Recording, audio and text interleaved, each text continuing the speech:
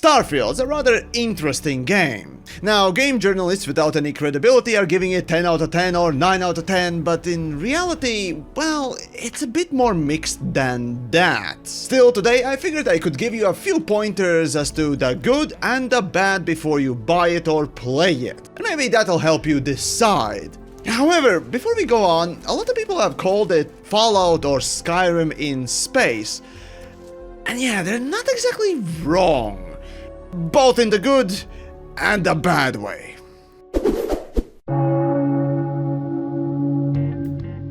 Just like those gaming journals, I'll try to pretend and be balanced. But on serious note though, I have 5 good and bad reasons to try or avoid this title.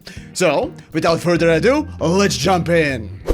Right away we jump into not RPGs, but my favorite topic of all, murder! Frankly speaking, I fully expected Starfield to be just like all other Fallout games, and have dog shit for FPS mechanics that need to be saved by the world's shittiest auto-aim mechanic called VATS. But smack my cheeks and call me Daisy, this one's done by someone crazy. Cause using guns, movement, and every mechanic that involves pew pew bang bangs is actually pretty decent, if not good. Sure, this is far and away from Doom Eternal or Counter-Strike, but shooting no longer feels like a wobbly mess produced by Todd Howard after being force-fed his own diarrhea. The movement is snappy and somewhat refined, shooting is comfortable and fun. This is the first Bethesda game where FPS does not suck donkey balls. Hooray! Well, sadly though, the hyper tankiness, and you're gonna be using a lot of bullets just to kill one dude, is putting quite a damper on this. Yep, this is a Bethesda game alright, and Fallout 76 and Fallout 4 seems to have not taught them hard enough lessons. So the performance is below okay. There is no texture slider, no anti-aliasing or FOV sliders, and many other little things. With Starfield, it seems that Bethesda wants the engine to be in control of scaling these things up and down dynamically as you're going along, to target a very specific frame rate by selecting visuals. Now, one could say that they're cheating and being very scummy with this sort of a move. But you know what pissed me off the most? It seems that anti-aliasing is jacked up so hard at every scene that it will max out your GPU regardless. So if you want to use, say, OBS for filming or streaming anything, well, you're shit out of luck unless you play on utter potato quality. Remember, anti-aliasing is a post-process effect, so you can jack it up for, let's say, more of it and have exactly the same result, which, a surprise, I did on stream a little while back. And this fundamentally hints at the fact that the options are not properly set and you can't change them because the engine doesn't allow you. And that, in turn, ultimately is bad optimization.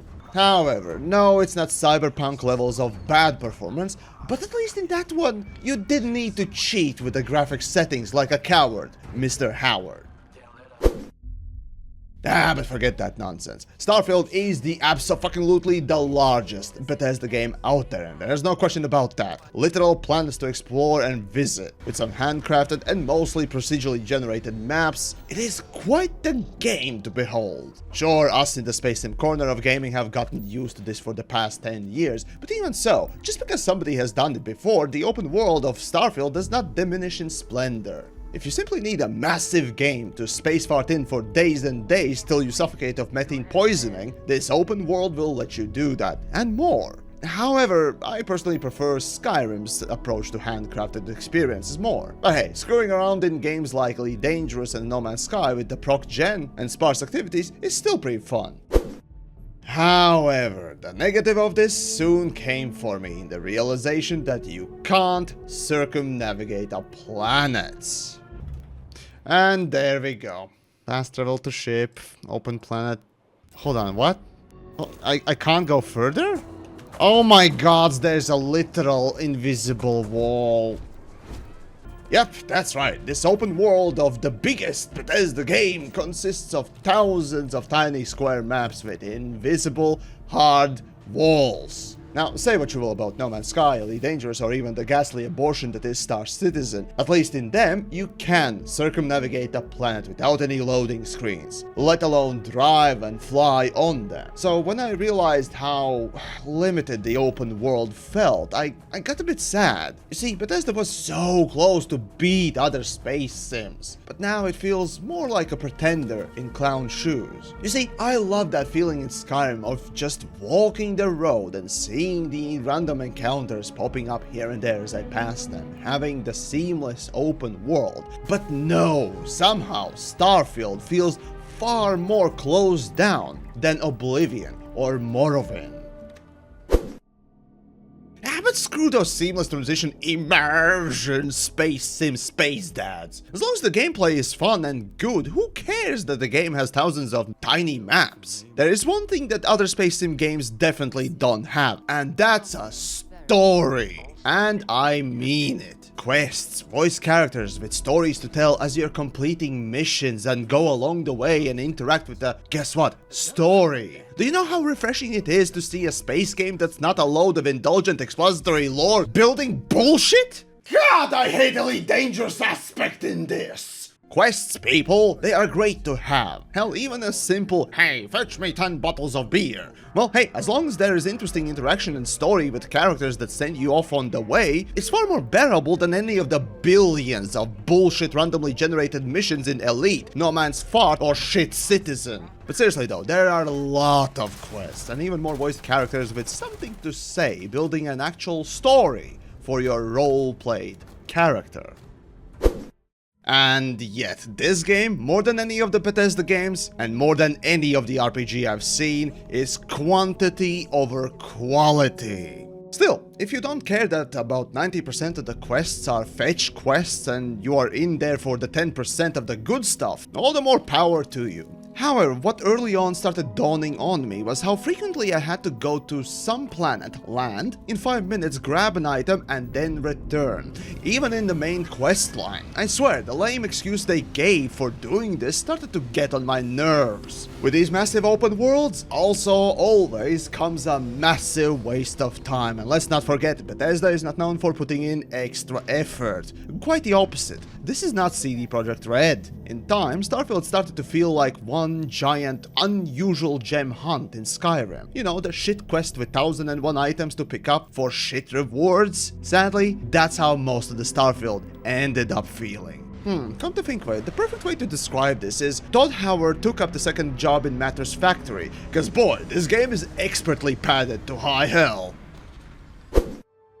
Still, this is a space game with spaceships, and I gotta say, Starfield comfortably joins the space sim category. Well, at least the space sim light, alongside No Man's Sky. There is trading, kind of, shooting a lot, and even some exploration. For those Bethesda fans who have never played any of the space sims or combat games, ship mechanics are fairly simple and casual, but the right accents are everywhere, making ship gameplay pretty nice. I mean, for crying out loud, you can disable a ship by shooting engines only, and then board it and take the spaceship. It's so cool! You can also walk inside your own ship, you know, something that became a very important part of these types of games, and a crying shame! Shame! Shame!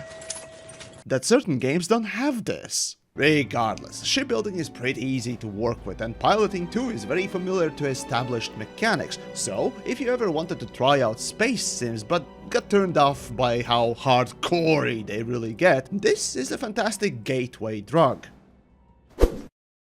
However, now we have to talk about the biggest stinker, the smelliest and filled pony jar of all. This is a creation engine, and worst of all, the game is filled with loading screens. Enter a building, loading screen. Enter a cave, loading screen. Travel to a planet, loading screen. Land on a planet, loading screen. Exit a ship, loading screen. I cannot express how disappointed and appalled I am to see Bethesda so pathetically clinging on to this garbage engine and its heavy limitations. Asset streaming has been a technology for literal decades now. Games like Elite Dangerous first showcased that you can have a literal planet without any loading screens to circumnavigate it. Soon Star Citizen followed, and even No Man's Sky, the closest comparison to Starfield, all have procedural generation and asset streaming, creating an incredible immersion by simply not stopping every 10 fucking seconds to shotgun blast you in the face with a fucking black screen of loading. And worst of all, in Starfield, there are shops,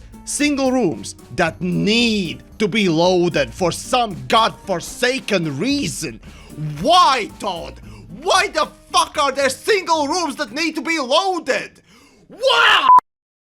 But still, the biggest selling point for me, most often, especially for Bethesda games, has been the modding community. Even their worst games get incredible support from the community, and Starfield, I suspect, won't be an exception. Also, it being a single-player game is a fantastic change of pace from the always online live service trash that most space games, and most games in general, have become. Finding a simple, heavy greed, untouched game alone constitutes a Game of the Year award, it seems. And while, sure, it's nowhere near the perfection that is Doom Eternal or Elden Ring, maybe Baldur's Gate, Starfield already is leagues above the grind-filled live service trash and an instant interest for me. And yet... And the last thing, much like most if not all Bethesda games, the main questline. Sadly, it's worse than being bad, it's boring. Now, say what you will about Cyberpunk, but at least they made it interesting. While Starfield, with its fetch quest padding, even the main story, I started skipping dialogue after I soon realized how pointlessly extraneous the writing got, and how time-wasting the loading screens felt after a while. The main story certainly won't be the reason I play the game, but maybe side quests, just like in Skyrim, are the real draw. Well, I guess it depends on your tastes. And there you go, there are the couple of reasons why to pick up or put down Starfield. Now, just like I said in my streams, it's a highly mixed bag. And those 10 out of 10 douche nozzles calling themselves gaming journalists, well, they either like the taste of genitals or excrement. Still, for $70, it's a steep sell, but after Fallout 4 and Fallout 76 especially, yeah, Bethesda kinda needed a win, and this is somewhat of a nice change of pace for sure. And if nothing else, it's at least a good introduction to space sims. And there's one more thing. Did you hear that on day one it was already crashed?